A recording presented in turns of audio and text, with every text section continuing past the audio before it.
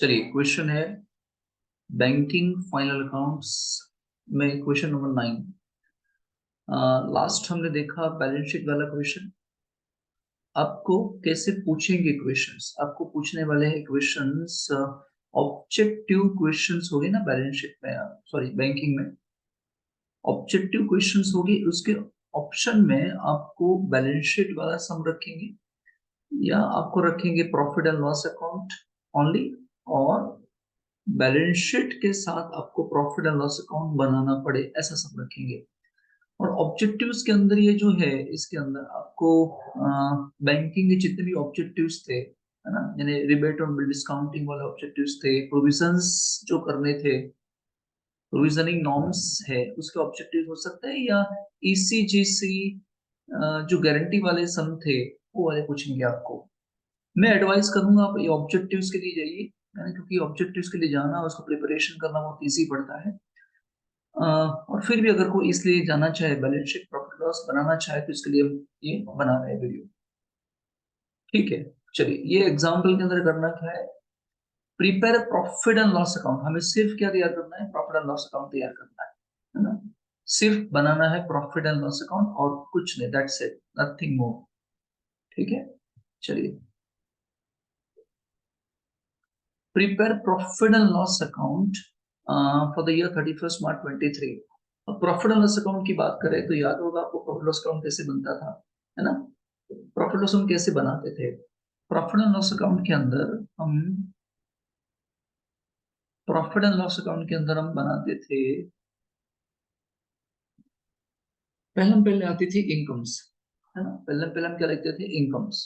तो profit and loss account में income लिखनी है। इनकम में इंटरेस्ट अर्न की income, interest earn and other incomes.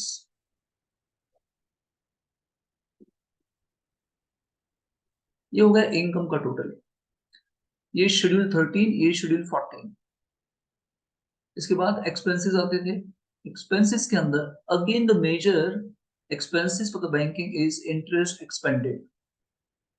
Major income is interest, and major expense is also interest. And operating expenses, this is 15, this is 16, and below 16 provisions, if any provisions done by the bank, which are certainly done by the bank, provisioning norms, there is no schedule for the same provisions.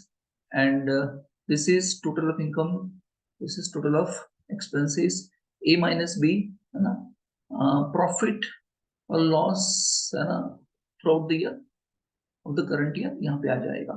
And below that हम profit loss account के नीचे हम क्या करते थे, कोई net profit brought forward हो of the previous year, put it here, यहाँ करते थे। और टोटल करने के बाद हम नीचे क्या करते थे? एप्रोप्रिएशंस। क्या करते थे? एप्रोप्रिएशंस। सी, ये हो गया उसका सर फॉर्मेट पूरा का पूरा, 13, 14, 15, 16, और ये हो गया टोटल ऑफ बी। ये टोटल है, ये सर ये टोटल है, ये ए है, और ये क्या है सर? बी है ना।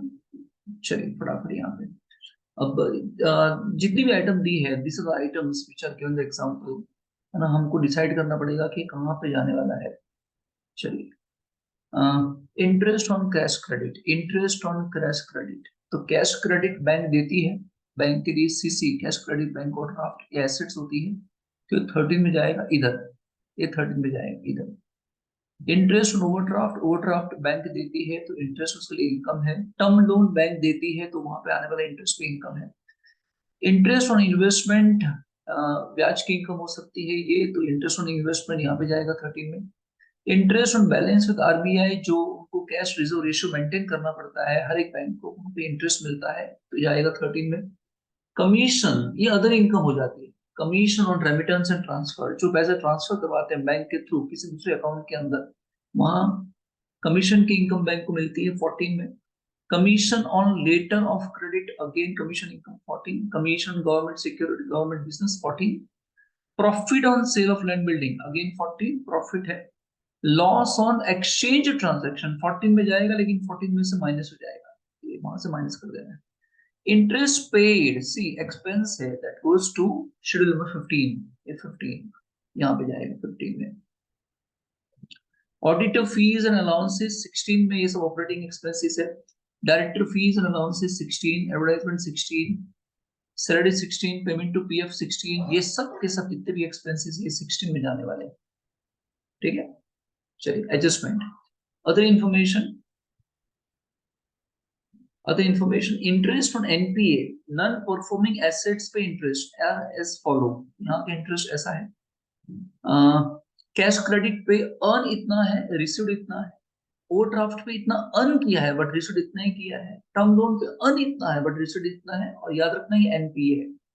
क्लासिफिकेशन ऑफ एडवांसेस, जो एडवांसेस बैंक ने दिए हैं क्लासिफिकेशन किया है, कुछ स्टैंडर्ड है, कुछ सब स्टैंडर्ड है, कुछ डाउटफुल है, which is covered by security, doubtful assets है for 1 year and loss assets है। ठीक है, इस तरीके से इंफॉर्मेशन आपको दी है। तो आपको इसको क्लासिफाई करना है, तो हम कितने शेड्यूल बनाने वाले हैं, ये 13, 14, 15, 16 शेड्यूल बनाने वाले हैं। तो ये बन जाएगा सर शेड्यूल नंबर 13 यहाँ पे। ब्लैक में दिखेगा, शेड्यूल 13 यहाँ बना देंगे हम। 13 किसके लिए है, इंटरेस्ट अर्न के लिए है, इंटरेस्ट अर्न के लिए 13 है ना।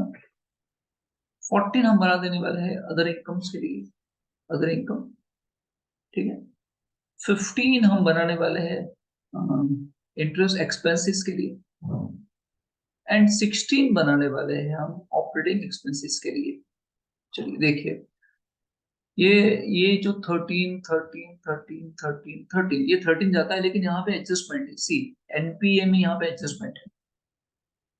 अब ये क्या कहना चाहता है, ये थियरी क्या था इसके पीछे, ऐसा कहते हैं अकाउंट में, बैंकिंग में जितने भी नॉन परफॉर्मिंग एसेट्स है, जहां पे इंटरेस्ट ऑन इंस्ट्रूमेंट रेगुलरली नहीं आ रहे हैं, नॉन परफॉर्मिंग एसेट जितनी भी होती है, वहां पे आपको जो इनकम होगी वो अर्न के बेसिस पे रियलाइज नहीं करनी है, अर्न के बेसिस पे नहीं देखना है आपको, आपको रिसिप्ट बेसिस पे देखना है। जितने भी परफॉर्मिंग एसेट्स होती है वो अर्न के बेसिस पे देखी जाती है, लेकिन नॉन परफॉर्मिंग एसेट्स को हम रिसिप्ट बेसिस पे देखते हैं। अब यहाँ किया क्या है पता है, यहाँ पे जो इंटरेस्ट ऑन सीसी है, ये वाला CC, overdraft and term loan, ये जो अर्न है ना, ये अर्न इसके अंदर ऐड हो गया है। लेकिन जो नॉन परफॉर्मिंग एसेट्स होती है वो अर्न के बेसिस पे नहीं, रिसिप्ट बेसिस पे देखते हैं। तो किया क्या जाएगा, जब मैं यहाँ लिखूंगा interest on cash credit, interest on cash credit है कितना, दिस इज 1820, ये 1820 है, जिसके अंदर ये 7, सॉरी कितना है, ये 820 प्लस है। अच्छा, ये 820 नहीं है, ये 420,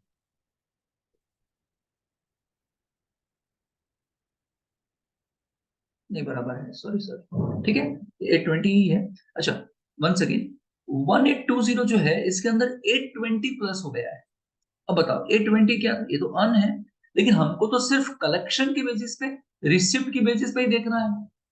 तो किया क्या जाए, सिंपल सी बात है, अगर ये 820 820 जो है, 820 में सिर्फ 400 ही आने चाहिए थे, 400 ही यहाँ पे इसके अंदर आने चाहिए थे, इसके अंदर 400 आने चाहिए था, लेकिन आपने तो 820 डाल दिया है। तो एक काम करो, यहाँ से 420 माइनस कर दो। तो डायरेक्ट क्या करेंगे सर, यहाँ से 420 माइनस कर दो, समझ गए। 1820 के अंदर इंटरेस्ट जो अर्न था, वो अर्न के बेसिस पे ऐड कर दिया है, और अर्न के बेसिस पे इन लोगों ने ऐड कर दिया है 820, बट 820 ऐड नहीं होना चाहिए। नॉन परफॉर्मिंग एसेट्स के अंदर सिर्फ रिसिप्ट बेसिस पे ऐड होना चाहिए, तो 400 प्लस होना चाहिए था। तो एक काम करें, 420 यहाँ से क्या कर देते हैं, minus. In the same way हम बाकी सबके लिए भी करेंगे। इंटरेस्ट ऑन ओवरड्राफ्ट 750, इन दोनों का डिफरेंस कितना, 450, एंड यहाँ पे है 400, ये 450 और ये कितना है,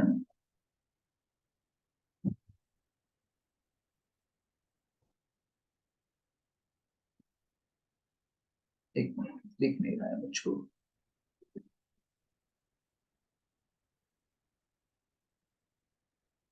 ठीक है, चलिए, बताइए कितना था, कितना, ये 750 था, तो ये 450 में से ये 100 ही ऐड होने चाहिए थे, है ना। तो एक काम करें, 450 ऑलरेडी इसके अंदर ऐड ही है, और ऐड सिर्फ 100 ही होने चाहिए। तो एक काम करें, 450 में से हम 100 माइनस करके कितना बाकी बचे हैं, और 350 माइनस कर देते हैं, तो ऑटोमेटिक 100 आ जाएंगे। ठीक है, चलिए फिर इसके बाद interest on a term loan which is 1540 given। अब 750 माइनस कितना है, 250 कर दूंगा, तो कितना बाकी बचेगा, 500। 500 ही ऐड होना है, 500 माइनस कर देंगे तो ऑटोमेटिकली 250 आ जाएगा। ठीक है, अब इसका आंसर आ जाता है, ये 420 माइनस करेंगे तो कितना हो जाएगा, 1400। तो कितना हो जाएगा, 3 मतलब 400, ये 1040। ठीक है, इंटरेस्ट ऑन इन्वेस्टमेंट कितना था, 840। तो 840 इंटरेस्ट ऑन इन्वेस्टमेंट, फिर इंटरेस्ट ऑन आरबीआई कितना है, 150, तो 150 प्लस कर देंगे। और 30 में कोई आइटम नहीं थी, तो ये बात खत्म हो गई यहाँ पे। इसका टोटल कर देना है आपको, इसका टोटल कर देना, टोटल आना चाहिए 3830। ये टोटल मैं कर चुका हूँ, ये 3830 है। चलिए 14 के अंदर क्या क्या जाने वाला है, 14 में commission on letter of credit कितना था, 118। तो कमीशन मिलने वाला है आपको 118, तो 118 यहाँ पे लिखना, कमीशन की इनकम, ये वाली income. Commission on remittance and transfer 75, तो 75 भी यहाँ चला जाएगा। फिर 82 क्या है, कमीशन गवर्नमेंट बिजनेस, 82 भी यहाँ पे आ जाएगा। फिर profit on sale of land and building, 27 का प्रॉफिट है, तो यहाँ पे आ जाएगा 27 प्रॉफिट। एंड सी यहाँ पे लॉस हो रहा है, लॉस ऑन एक्सचेंज ट्रांजेक्शन कितना है, 52। तो ये लॉस जो है ना यहाँ से माइनस कर देंगे, तो 14 में ये क्या हो जाएगा, माइनस हो जाएगा, तो ये आ जाएगी इसकी इनकम, ये आ जाने वाली है 250। चलिए 15 के अंदर तो only one item is that interest paid on deposit, only one item 2720, यहाँ पे आने वाला है 2720। तो ये चला जाएगा 15 के अंदर। 16 में सी, ये सब के सब 16 है, यहां से लेके 120 से लेके यहां से यहां तक, ये सब के सब 16 में जाते हैं। तो ये सब के सब आपको 16 में डाल देने हैं। तो कौन कौन से फिगर जाने वाली है ना, ये सब की सब 120, 250, ये सब का सब। तो ये 120 लिख देना, 250 लिख देना, ये पूरा का पूरा सेम सेम पर्टिकुलर्स के साथ आप यहाँ पे डाल देना अमाउंट। इसका टोटल आ जाने वाला है सर 2340। कितना आएगा, 2340। ठीक है, चलिए अब करते क्या है, अब इस फिगर को रख देते हैं यहाँ पे, ये 3830 यहाँ पे आ जाएगा, ये आ गया 3830 13 के अंदर। 14 में ये amount is 250, so 3830 and 250 that comes to 4080। Total हो जाएगा total income of bank. Expense में, इंटरेस्ट एक्सपेंस में 2720 है, यहाँ पे 2720। ऑपरेटिंग एक्सपेंसेस ये सबका सब टोटल 2340। ठीक है, and now the most important thing is provision. Here the provision point also covered. See, ये प्रोविजन है। अब प्रोविजंस के लिए मैंने अलग से एक थोड़ा सा वीडियो बनाया, आप देख लेना। यहाँ पे डायरेक्ट में उसका आंसर लिख, है ना। तो प्रोविजन किस तरह से किया जाता है ना, प्रोविजन किस तरीके से किया जाता है वो यहाँ देख लेते हैं। चलिए कैसे, अगर स्टैंडर्ड अदर एसेट्स है, स्टैंडर्ड अदर एसेट्स है, तो उसमें प्रोविजन के परसेंटेज है 0.4। तो इस पे 0.4% से प्रोविजन किया जाएगा। ठीक है, अगर वो सब स्टैंडर्ड सिक्योर्ड है तो उसके प्रोविजन के परसेंटेज है 15%। तो यहाँ पे 15% पे प्रोविजन किया जाएगा। डाउटफुल एसेट जो नॉट कवर्ड है, इस पे 100% प्रोविजन करते हैं, इस पे हम 100% करते हैं प्रोविजन। डाउटफुल एसेट्स जो 1 ईयर के लिए है उसमें हम 25% करते हैं, इसमें 25% प्रोविजन करते हैं।